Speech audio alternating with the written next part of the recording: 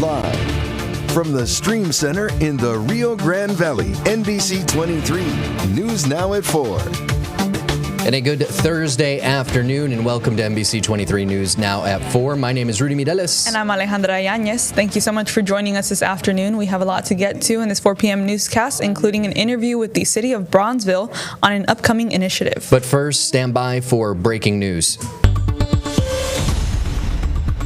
And we begin today with that breaking news. U.S. Representative Sri Tanadar, a Democrat from Michigan, has announced that he will be filing articles of impeachment against Secretary of Defense Pete Hegseth over the two scandals that he is currently facing. We will have more on those 2 points in just a moment, but before we get there, the Michigan congressman told Fox News in part, the secretary has to go, he has committed war crimes, he must go, adding that if Republicans look past their loyalties to Trump, getting rid of Hegseth could be done. Again, in just a moment in the stories that you must see now for today, we're going to take a look at what has led up to this point, but we did want to bring you this developing story first. Lots going on, lots of moving parts here, so we're going to keep you updated both on here on air as well as on valleycentral.com as we get new information. But starting with the stories that you must see now here, back here in the Valley for this, we begin with the biggest city in the Rio Grande Valley choosing a new temporary city manager. That's the city of Bronzeville. The city commission voted unanimously to appoint Alan Gard as the interim city manager effective as of December 20th. Now, Gard is the current deputy city manager for Brownsville and has more than 30 years of experience in public administration, including finance and public safety. And in a statement, Gard said, in part, I am ready to continue delivering the stellar service our residents have come to expect while maintaining fiscal responsibility and working with the commission to lead our municipality. Now, Gard's selection follows the resignation announcement of city manager Helen Ramirez. She cited family issues as the cause for her leaving the city. Her last day will be the day before Gard takes over, which will be December 19th. And turning to the war in Ukraine for your next must-see now story, talks between U.S. delegation and Russian Vladimir Putin were productive according to both sides. Now, Putin met U.S. President Donald Trump's envoy Steve Witkoff and son-in-law Jared Kushner in the Kremlin as part of a renewed push by the Trump administration to broker a peace deal. But after more than 5 hours of dialogue, so far, a compromise hasn't been found. Some of the American proposals seem more or less acceptable, but they need to be discussed. Some of the wording that was proposed to us doesn't suit us, so the work will continue. Now, one positive note to come out of this meeting, when pressed about whether peace was closer or further, he said, quote, not further, that's for sure. Now, staying on U.S. foreign policy, Admiral Frank Bradley, he's going to be coming across your screen in just a moment in that Navy officer's uniform, wearing some black glasses. He's standing next to the chairman walking next to the chairman of the Joint Chiefs of Staff, General Dan Kane, on his left there. And there he is right there in those black glasses, as I mentioned.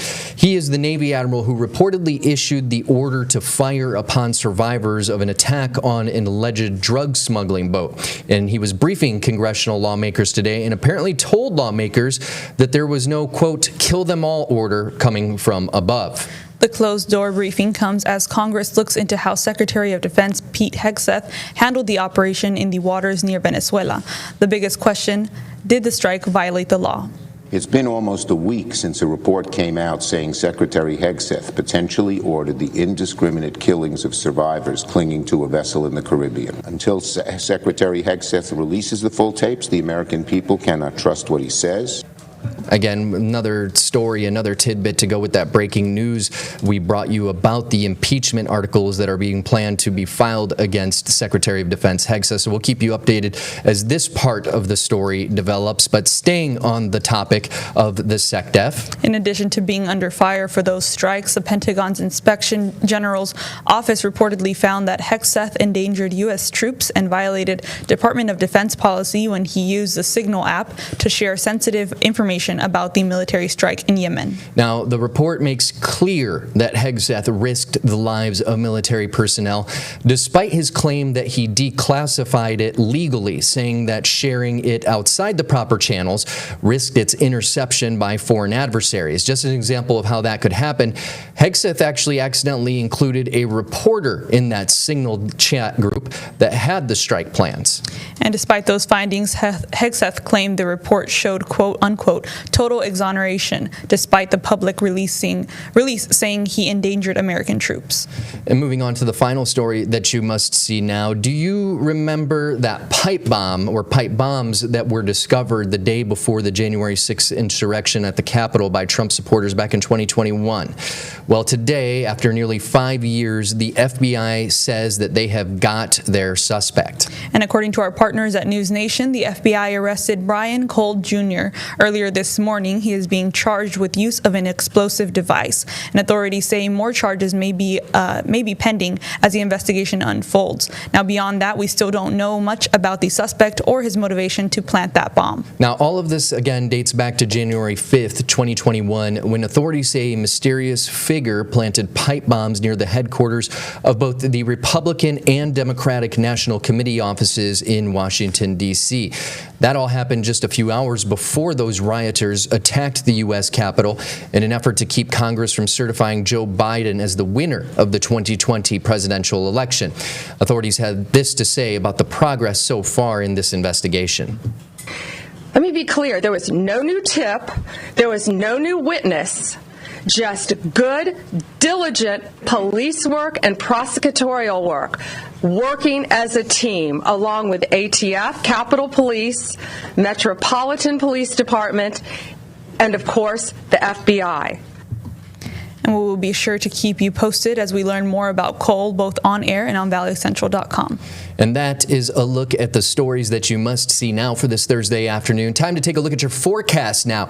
And to do that, joining us here in the Stream Center, Valley Storm Team meteorologist Marcelo Rivera Gonzalez. How you doing today, Marcelo? Doing great, guys. I am sure you have all felt it. It is cooler out there. It's definitely windier, too. I actually, right before the newscast, walked out just to get a quick breather in between this program and Border Report Live. And it's so windy. I saw a hawk just kind of wings out in the air, stationary, just kind of vibing like that, doing a little surfboard bob action.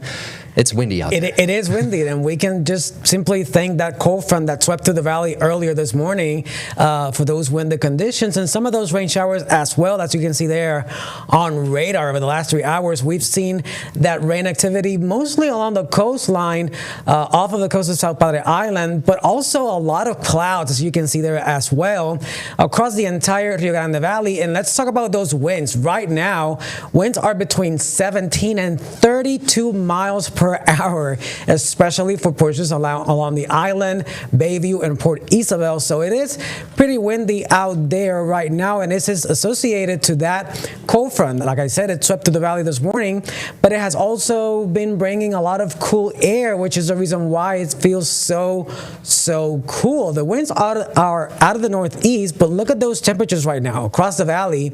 It is mostly 60 degrees, 60 for Harlingen, 61 for Weslaco, and 64 for McAllen. And look at the temperature trend over the next few hours, hour by hour actually. We're going to see those temperatures rapidly drop later tonight at 10 p.m. We're going to see those temperatures around 50, 55 degrees, and then by 6:30 in the morning on Friday, it's going to be a little cooler. It's going to be upper 50s, 49 for Raymondville, and 50 degrees for the city of Harlingen. So if you're planning on heading out in the morning hours, remember to grab a jacket. And that's why I have kept a jacket in the car since the first cold front that came last week, ready to go, because you never know. I really didn't expect this to happen until later. You know, not that I didn't trust your forecasting prowess, but I was like, it'll maybe be another couple hours. I'll be able to make it home. But I was like, I better leave the jacket in the car just in case. So I'm glad I did. Yeah, just as a safety measure, I always have one. Yeah. So make sure to keep that jacket in the car, especially in the coming hours overnight. But we will check in again again with you a little bit later because we want to know what Saturday night's going to look like for the McAllen Holiday Parade. So we'll see you in a bit, Marcelo. Absolutely. Time now to get to our comment now story of the day. The Texas Department of Motor Vehicles is rolling out new stricter ID requirements for vehicle registration and renewals. And for example, the updated rules will no longer allow expired documents, which could be a problem for asylum applicants and DACA recipients who may have a lapsed immigration status. Yeah, our Jorge Vela actually spoke with a few people about the change. Some people support it, others say it'll just cause some bigger problems for all the drivers here in the Valley, as that could mean more uninsured and unregistered vehicles on the roads. And one car dealership says it's actually slowing down their sales because people can't register a newly purchased vehicle. The full story is up right now on valleycentral.com if you would like to check it out. But we also want to check out what you have to think about it. Some of you are already commenting on these changes, but we wanted to open this opportunity up for you to comment a little more. So you can go to either our KVEO TV 23 or CBS4 RGV Facebook pages, comment there, and we will pull your comments up as we do every single day on air a little bit later in the newscast. And that is a look at the stories you must see now, your forecast now, and your comment now story of the day. And when we return, we're speaking with the city of Bronzeville for their upcoming First Friday holiday festivities. NBC 23 News Now will be right back.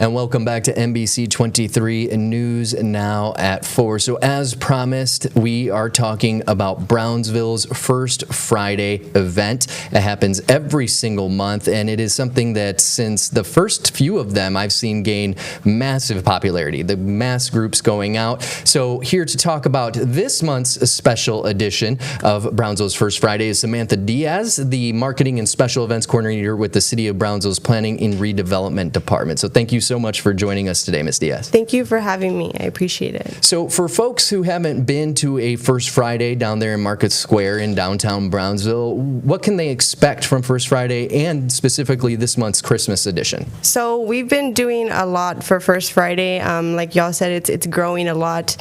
For this First Friday, we're going to be having school performances. We're going to be having, obviously, live music from Grupo Sólido, which is super exciting. We're lighting the Christmas tree. We're lighting up town or Market Square in general. So it's going to be a really awesome event for the community for sure. And you just mentioned that you're going to have entertainment from Grupo Sólido. What can we expect from their show? They've been very awesome to work with, and they're very excited to come to Brownsville and put on this show for us. And we've seen such great reactions from social media, and we know that everybody's really excited. And I know last First Friday there was a lot of dancing and a lot of singing along, and so a lot of the same thing, but just on a much bigger scale. You know, so aside from the bands, you mentioned you guys are going to be lighting up Market Square in downtown Brownsville. It's one of my favorite places to really get in the holiday spirit in the entire valley. Y'all do a great job every single Christmas of decorating down there. But what other events can families enjoy at this month's First Friday? So First Friday was actually created by the downtown business owners to promote business for downtown. It's to bring people downtown. So yes, Market Square, we're lighting it up, and we have the tree, and we have live music and entertainment and all these really cool activities going on, but downtown in general is just so lit up during First Fridays, and it's just awesome to see people walking around and enjoying the restaurants and enjoying the nightlife, and it's just a really great experience. I think that there's something for everybody at First Friday. Yeah, you mentioned those restaurants. I was just saying during the break that one of my favorite things to do is I just get a pizza, pepperoni pizza from Dodici. I take it out and I go walk to wherever the music is happening, and I just sit there until the pizza's gone. It's absolutely incredible time. Yeah, it's an awesome time for the community. I know that they really appreciate it, and we've been seeing over the past couple of months people just getting gradually more and more excited about First Friday, and it's just an awesome event to see people come out and support not only the event but the local businesses, and especially right now for the month of December, holidays are coming up, and we really want to encourage people, yes, to come out and to enjoy the event, but to also shop local and support these businesses, because they do so much, and they have live music, and they have events, and they have promotions. And First Friday, it's not just happening at night, it's an all-day thing, and you really do feel the energy shift in downtown First Friday specifically. And like you said, there's a lot of local vendors that are there. So what kind of vendors do you guys have planned for this weekend? We are having a lot of art, a lot of, handmade jewelry. We have a vendor coming in from California, the Joy of Pancakes, and he does pancake art, and he was really, really popular last month. And so that's something exciting that we're excited to bring him back. Face painting, just there's a lot of food, pastries, just so much going on. So it's not just local vendors. Folks from outside, the state are actually coming to be a part of First Friday then. Right, and not even just for vending, but we've heard that people are coming from like San Antonio and Houston because they want to see Grupo Sólido. So it's just this First Friday is something different, I think, and it's Grinch theme, and we've been seeing the Grinch like everywhere in downtown, and we're really, really excited. Now, why are events like this so important to the city of Brownsville? I think that it just brings people together, which was the main point of First Friday. That's why First Friday was created by the business owners, to unite people, unite the community with good music, with good food, and just good vibes in general. And so seeing people come out and talk and dance and just have a great time. And like I said, there's something for everybody. If you don't want to enjoy the music at First Friday, if that's not your vibe, you can go to one of the places in nightlife. There's just so much to do, and I think it really, really does bring people together. And really quick, can you tell us where people can find more information on the times of all the events happening tomorrow? So we're going to be doing a performance lineup and also a what's going on downtown. So you'll be able to see, local promotions, whether it's shopping, dining, or nightlife, and that can be found on our social medias. All right. Well, thank you so much for joining us today, Ms. Diaz. Samantha Diaz, Brownsville Special Events Coordinator, here to talk about this month's Christmas or holiday edition of First Friday in downtown Brownsville. We appreciate your time today, ma'am. Thank you for having me. What's next, Alejandra? When we come back, we're going to be taking a look at some local holiday initiatives spearheaded by our company. And Marcelo is taking another look at your weather. NBC 23 News Now will be right back.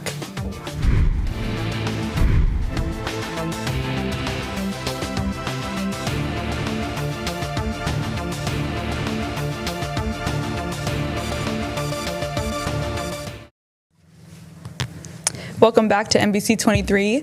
Christmas is just 21 days away, so we're looking to showcase holiday light displays across the Rio Grande Valley. So send us a video or pictures of your home and businesses so that we can show your decorations. Yeah, and as we get closer to Christmas, like Alejandra just said, we're going to highlight them in all our newscasts and our Holiday Lights Spectacular. All you have to do is go to valleycentral.com, click the Share It button at the top left corner of the site, and upload them.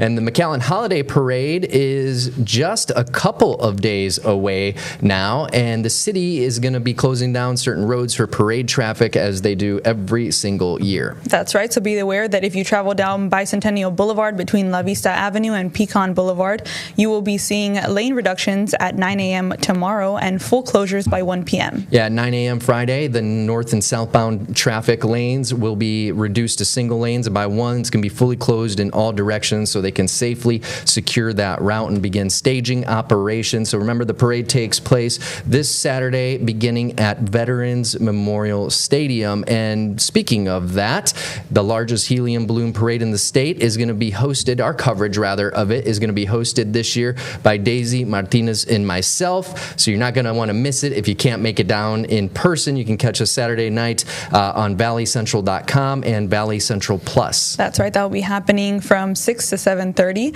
And as we announced a few weeks ago, this year McAllen Holiday Parade hosts will be Julian Gill and Michael Irving. And be sure to keep your eye out for the Valley Central float, where you can catch Marcelo and myself and the rest of the NBC 23 crew. You know, speaking of Marcelo, let's bring him back in now to take another look at the forecast. Well, guys, I'm going to show you those low temperatures for tonight.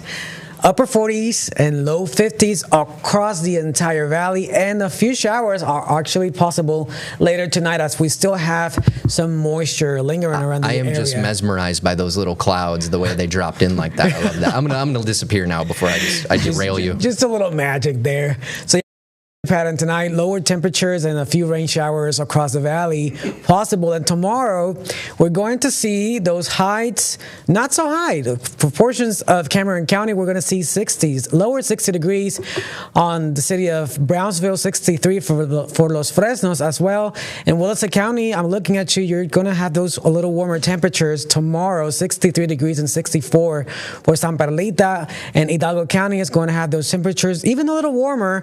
Not as today, but still, I mean, they're going to be in those 66 for the city of McAllen and 67 for Mission.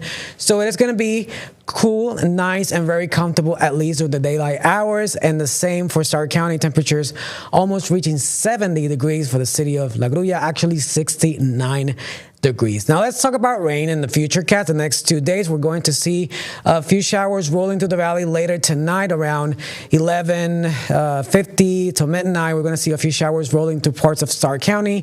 Not a whole lot of rain. Some of those may actually be light to moderate showers, so don't be surprised if you hear a rumble of thunder here and there, especially on Friday morning. We're going to see some of those showers for portions of Rio Grande City, the Mid-Valley as well, and then on Friday evening, in the afternoon hours and the evening hours, we're going to see another round of showers developing over portions of Wesco, Harlingen as well, light to moderate showers. I'm not expecting severe weather.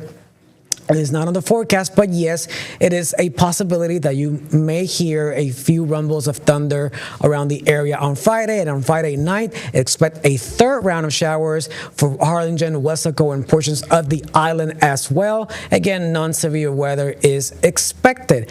Now, let's take a look into Saturday. In the morning hours, 3 a.m. in the morning, we're going to see a few lingering showers and lots of cloud cover across the entire Rio Grande Valley. But then later in the morning, 7, 8, 9 a.m., just a few light showers still in the area, but here's what everybody's been waiting for.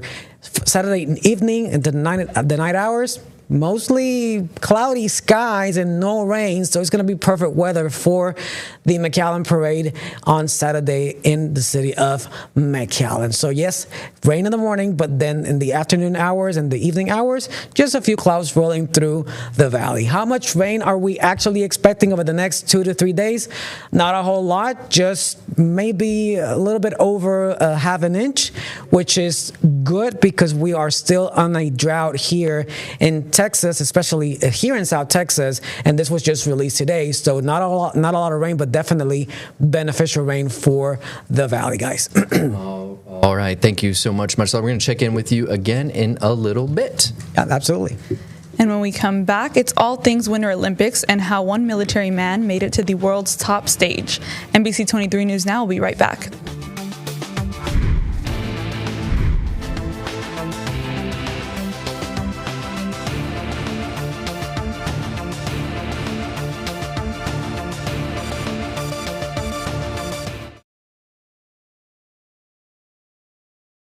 And welcome back. Today we continue our coverage leading up to the 2026 Winter Olympics. And today's story follows the journey after making it to the world's top stage for bobsledding. So how does one become an Olympic bobsledder? Yeah, well, they have open tryouts across the country, and U.S. head bobsled coach Chris Foe, a 3-time Olympian himself, is always on the hunt for some raw talent. Take a look. In central Nebraska, bobsled is definitely not the most popular sport. That was until Kurt Tomasevich came along. The Nebraska-born and former Cornhusker football player went on to become an 8-time world champion in bobsledding. In 2010, his 4-man team made history at the Olympic Winter Games in Vancouver, taking home the gold for Team USA for the first time in more than 60 years and ending Germany's winning streak. I was trying to find the clock on the scoreboard, to see that if we, had a rank of number one when we crossed the finish line, but I couldn't see it because some guy wearing red, white, and blue was leaning way out into the track with his finger up in the air. I realized it was our head coach. And, seeing that snapshot of him is just burned into my brain. He reunited with his team, Team Night Train, this year. The four were entered into the 2025 U.S. Olympic and Paralympic Hall of Fame. Being able to be there with Justin and Steve and Steve's mom, too, that was a pretty incredible part to go in as a team. These days, Tomasevich is keeping a lower profile. After retiring in 2014, he returned to the University of Nebraska to get his PhD in biological engineering, merging his love for sports and science through research. It's almost the perfect fit, trying to help athletes, whether, again, it's measuring performance or helping an athlete rehab. His time researching and teaching at the university would land him back on Team USA's bobsled team. In 2021, he was named Director of Sport Performance for USA Bobsled. He'll be returning to the 2026 Winter Olympics in Italy, where he competed in 2006. This time, however, on the sidelines, pushing Team USA to the gold. Get the feeling that I had at the 2010 and 2014 Olympics and win a medal there. And we are now less than 10 weeks away from the 2026 Winter Olympics, all happening in Milan, Italy. We just wanted to remind you that NBC 23 is your one-stop shop for all things Winter Olympics. That's right. From opening to closing ceremonies with sports such as figure skating, ski jumping, and snowboarding, you can watch it all right here on NBC. And it all begins on February 6th. And the Team USA Winter Olympic uniforms have been unveiled, and they are designed this year by Ralph Lauren. And I just got to say that when we said we were going to do this story, that Alejandra was so excited about this. You were like, I'm writing this one. I want to look into it. I'm going to check the videos. I love it. So is this your thing for the Olympics? Is this my thing? Sure. Like the you can send me one, NBC, if you would like to. Yeah, or Ralph Lauren. Yeah. Yeah. That's no, they're really nice though. They've been doing them for a couple years now. But Ralph Lauren's son, David Lauren, told the media that this year's inspiration for the uniforms was to combine classic Americana style to create timeless yet modern pieces to be worn by our country's top athletes. It's one of the great honors for our company and for my father, Ralph Lauren, to create Team USA. These are looks that are part of American culture and history, and they're seen on the biggest global stage in history. And David says that creating these pieces is an emotional experience for both him and his father, and one that they put a lot of love and work into. Yeah, pretty cool stuff right there. Switching gears now to tech news, a new report by the United Nations Development Program is urging governments to focus more on how artificial intelligence technologies might affect people already disadvantaged in a data-driven world. The report released Tuesday compares the situation to the Great Divergence of the Industrial Revolution, when many Western countries saw rapid modernization while others fell behind. Yeah, the report also notes that most of the gains from AI are likely to be reaped by wealthy nations unless steps are taken to use its power to help close gaps in access to basic needs. And that's why the authors of this report are now urging that countries adopt a people-first approach when it comes to adopting artificial intelligence policies within their countries. And if you are... Actually, we're going to go to a break here. Sorry about that. When we come back, we're taking another look at the stories that you must see now in case you missed them at the top of the hour, and Rudy will be pulling up your comments. NBC 23 News Now will be right back.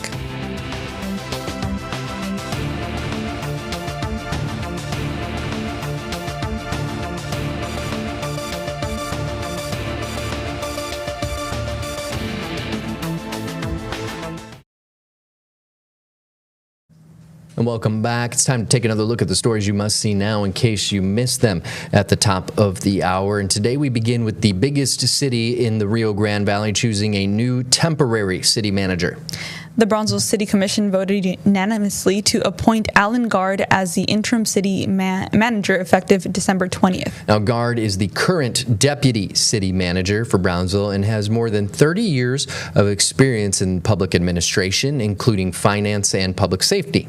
And in a statement, Gard said, in part, "I am ready to continue delivering the stellar service our residents have come to expect while maintaining fiscal responsibility and working with the commission to lead our municipality." Gard's selection follows the resignation announcement of city manager Helen Ramirez, who cited family issues as the reason for her leaving the city. Her last day will be the day before Gard takes over officially, which is December 19th. And turning to the war in Ukraine for your next must-see now story, talks between U.S. delegation and Russian Vladimir Putin were productive according to both sides. Now, Putin met with U.S. President Donald Trump's envoy Steve Witkoff, as well as Trump's son-in-law Jared Kushner in the Kremlin, as part of a renewed push by the Trump administration to broker a peace deal. But after more than 5 hours of dialogue, so far, a compromise hasn't been found. Some of the American proposals seem more or less acceptable, but they need to be discussed. Some of the wording that was proposed to us doesn't suit us, so the work will continue. One positive note about this meeting is when pressed about whether peace was closer or further, he said, quote, "Not further, that's for sure." Now, staying on U.S. Foreign policy, Admiral Frank Bradley is the Navy admiral who reportedly issued the order to fire upon survivors of an attack on an alleged drug smuggling boat, was on Capitol Hill today briefing congressional lawmakers. The closed-door briefing comes as Congress looks into how Secretary of Defense Pete Hegseth handled the operation in the waters near Venezuela. The biggest question, did the strike violate the law? It's been almost a week since a report came out saying Secretary Hegseth potentially ordered the indiscriminate killings of survivors clinging to a vessel in the Caribbean. Until Secretary Hegseth releases the full tapes, the American people cannot trust what he says.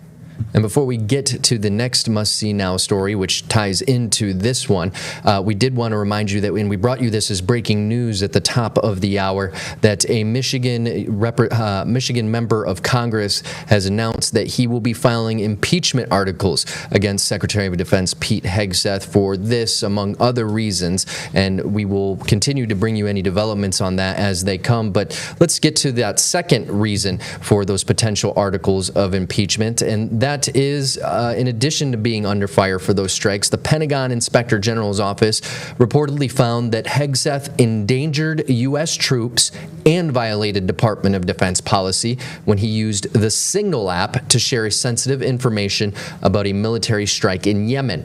The report makes clear that Hegseth risked the lives of military personnel despite his claim that he declassified legally, saying that sharing it outside the proper channels risked its interception by other foreign adversaries. Yeah, and just as an example of how that could happen, Hegseth accidentally included a reporter who was not cleared to view any of that information in that Signal chat group that had the strike plans. But despite those findings, Hegseth claimed the report showed quote-unquote total exoneration despite the public release saying he endangered American troops. Yeah, so again, a lot of moving parts to this story surrounding the SEC death. So we're going to stay on top of this for you, and we'll keep you updated on any new developments either here on air or on valleycentral.com, and of course on the Valley Central app for your mobile device. In staying in D.C., you may remember that pipe bomb that was discovered the day before the January 6th insurrection by Trump supporters back in 2021. Well, today, after nearly 5 years, the FBI says they have finally got their suspect. And according to our partners at News Nation, the FBI arrested Brian Cole Jr. earlier this morning. Beyond that, we still don't know how much about the suspect or his motivation to plant that bomb. Yeah, again, so all of this, to kind of bring you back up to speed, as we said, dates back to January 5th, 2021. That's when authorities say a mysterious figure planted pipe bombs near the headquarters of the Republican National Committee office, as well as the Democratic National Committee office in Washington, D.C., just a few hours before those rioters attacked the U.S. Capitol in an effort to keep Congress from certifying Joe Biden as the winner of the 2020 presidential election. This is what authorities had to say about the progress so far in this investigation. Let me be clear, there was no new tip, there was no new witness, just good, diligent police work and prosecutorial work, working as a team along with ATF, Capitol Police, Metropolitan Police Department, and of course, the FBI. We'll be sure to keep you posted as we learn more about coal, both on air and on valleycentral.com. And that is another look at the stories you must see now in case you missed them at the top of the hour. Time now to take a look at your Comment Now story of the day. The Texas Department of Motor Vehicles is rolling out new stricter ID requirements for vehicle registrations and for renewals. And for example, the updated rules will no longer allow expired documents, which could be a problem for asylum applicants and DACA recipients who may have lapsed immigration status. Yeah, as we said earlier, our Jorge Vela spoke with a few people about the change. Some support it. Others say it's just going to cause bigger problems for all drivers, as that could actually mean more uninsured and unregistered vehicles all across the roads. And one car dealership says it's actually slowing down their sales because people can't register newly purchased vehicles.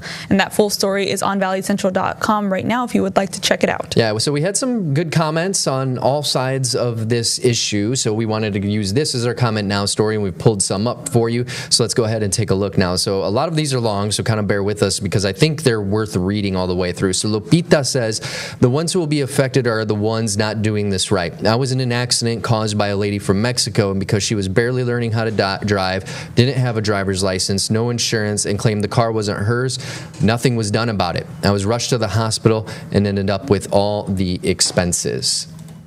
It's unfortunate. Lizette Gonzalez says, I don't have any issues with this, but again, whether we want to accept it or not, this will affect all of us. Why?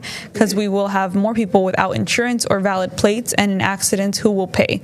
Even insurance premiums might go up. You know, in talking about those accidents, I don't know about you, but I know a few people that have been hit by people that don't have driver's license, unregistered vehicle, no insurance, and just everything that they have to go through, even if they're not at fault for that vehicle, is just, do you know anyone that's been through that? I don't. I haven't been through that, luckily. Yeah, so I mean, I've heard the stories from people I know, so I can see why this is kind of a hot button issue for some folks.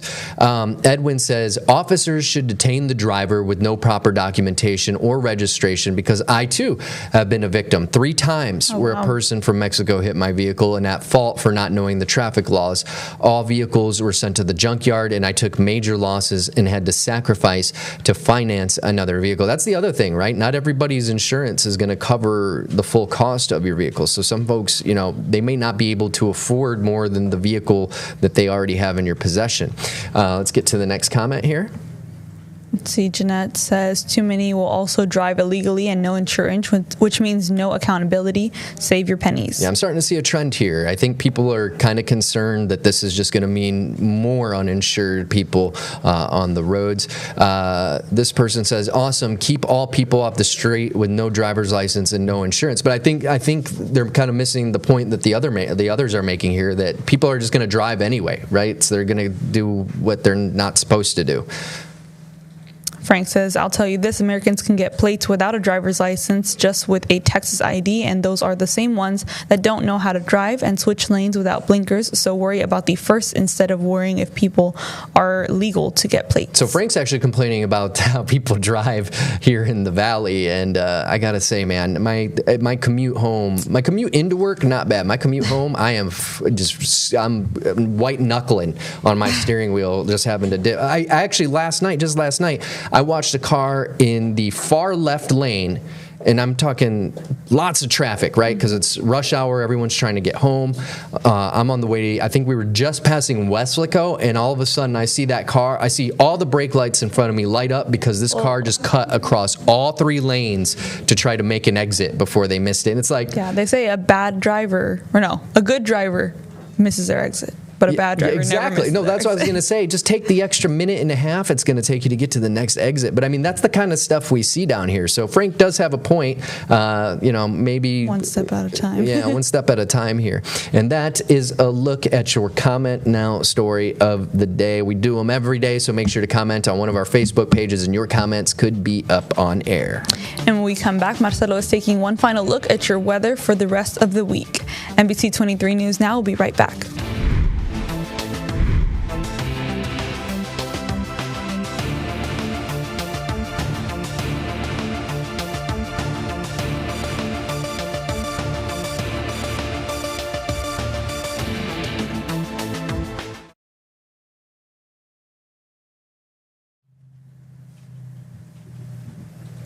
Welcome back to NBC 23 News Now. Valley Central is accepting nominations right now for our company's Remarkable Woman Initiative. And as we've been telling you all month long, we all know one woman here in the Rio Grande Valley, at least, who has either helped raise us. Maybe it was a teacher you might know, your mom, your dad, a nurse, your mom, your dad. Just kidding, not your dad. Maybe not your dad. Your tia, your grandma. Or maybe your dad. I mean, or maybe your dad. You. We'll determine who's just nominate someone in your community today. Yeah, through this initiative, one woman is going to be named the Rio Grande Valley Woman of the Year and win $1,000 to donate to a charity of her choice. Just head over to valleycentral.com for more information. And remember, your nominations only count if they're submitted through our website. They won't work. We appreciate them on Facebook, but they won't be counted if they are not on valleycentral.com. That's right. And another local initiative to tell you about that we have going on right now is that we're giving away a family 4-pack of Vipers tickets. And this one can include your dad. It can be for your dad. It can be for your dad if you want, if you want it, because it is family 4-pack, not a Remarkable Woman. But all you have to do for a chance to win is go to valleycentral.com, click on contest, and enter your name, email, phone number, and zip code. Easy as that, and we will get with you if you won those tickets. And don't forget, we've got an incredible lineup for you tonight on NBC 23. Tonight, it's How the Grinch Stole Christmas, followed by Frosty the Snowman, Law and Order SVU, and the series premiere of All Her Fault. And later, after NBC 23 News Now at 10, it's all new, The Tonight Show starring Jimmy Fallon with Walton Goggins. I'm looking forward to that one. I love Walton Goggins. Okay, Natalie Dyer, folled by Late Night with Seth Meyers. He's one of the funniest actors out there, I think. Have you know who Walton Goggins is, Marcelo? No. You've seen Fallout? That's a good show. That's anyway. I guess I'm showing my age now. So I'm gonna... Well, here's something that some of you are actually going to like tonight. Those temperatures are dropping to those 40s and 50 degrees. It's going to be mostly overcast and a few showers, and also breezy with those winds out in the north. Between 10 and 20 miles an hour. And on your bus stop forecast and also your morning forecast, in those early morning hours, we're going to see those temperatures or feel those temperatures in the upper 40s and only mid 55 degrees by 9 a.m. with mostly cloudy skies. So with that being said, as you head out in the morning, you should wear at least some long sleeves, a sweater, a jacket, and that would be me wearing both, a sweater, a jacket, and maybe a blanket as well, and an umbrella just in case, because we still have a few showers lingering around the area here in the Rio Grande Valley. Now, looking ahead, we're going to have the following. We're going to have mostly cloudy skies, and the reason for that is that we're going to have a coastal trough develop over the area, and that is going to keep those clouds mostly, those skies, I should say, mostly cloudy, at least tonight, Friday, and into Saturday as well. The entire weekend looks like it's going to be mostly cloudy, but then after that front completely exits the area, it's just going to be cloudy, and no significant rain chances are actually for the valley in the forecast. So with that being said, this is your 7-day forecast. Friday and Saturday, still a few showers in the area. On Saturday, don't be scared. It's just a few light showers, mostly in the early morning hours. And then those temperatures are going to remain in the mid-70s. But then next week, actually starting on Sunday, we're going to have those temperatures climb up to 83 on Sunday, which I'm really happy about that. But then on Monday, they're dropping again to those 69 degrees. And the low temperatures will be dropping to those upper 40 degrees next week. And also, as a reminder, this is your forecast for Saturday, McAllen Holiday Parade. Mostly 70 degrees and mostly cloudy as well. 69 degrees at 7:30 on Saturday evening. Wow, that's perfect. It's looking perfect for the McAllen Holiday Parade. But bring your umbrella just in case. Yeah, just and it's going to be raining in the morning. I know you said no rain in the evening. Bring it just in case. Also, I would bring a light jacket as well. Light jacket? Yeah. No thermals, as we've discovered they're supposed to be called? No thermals. I mean, I don't think those would be needed. But if you wanted, you're free to do so. You get chilly easy, right? If you get chilly easy, bring your thermals, not your long underwear. That's you get so upset by that. It's just unnecessary. It's just so unnecessary. All right. Thank you so much, Marcelo. We will see you tomorrow, sir. And when we return, Rudy is taking a look at your prices at the pump, and I have your good news for the day. You won't want to miss it. NBC 23 News Now will be right back.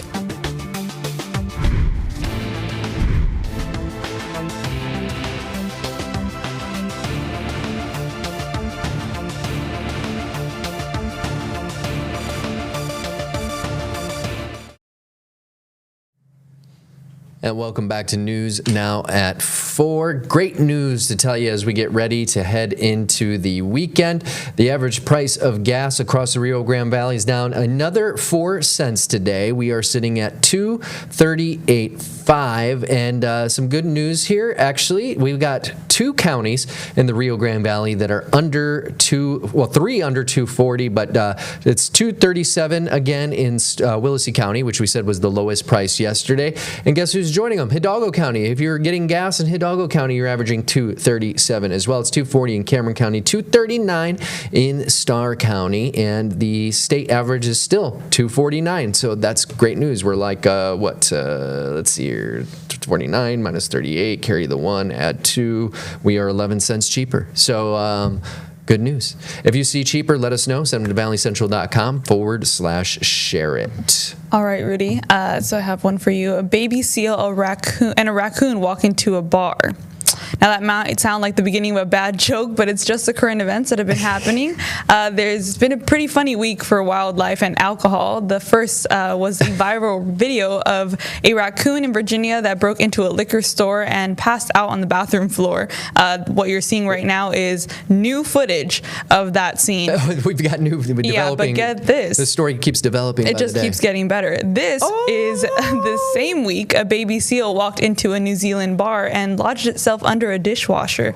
And those that worked at the bar say that the seal was way below the New Zealand drinking age and had no intention of calling a cab. Oh, that guy's so cute. Look at him. Adorable. He was just going all over the place. I don't know how he made it all the way to the dishwasher without anybody catching him. But yeah, and then also near the toilet. I don't know why. I don't know what it is. No, the raccoon thing is. I've been seeing a lot of raccoon news lately because apparently there's a movement to to domesticate raccoons into pets. Yeah, no, it's crazy. I don't think I could do it. But yeah, well, both these animals were safely returned into the wild. In case you were worried, I was worried, especially about that seal. Oh, look at that guy. I would be more worried about the raccoon. He had a crazy night. Yeah, look at that. The damage. Well, that's gonna do it for us. She's Ale. I'm Rudy. We'll see you all tomorrow.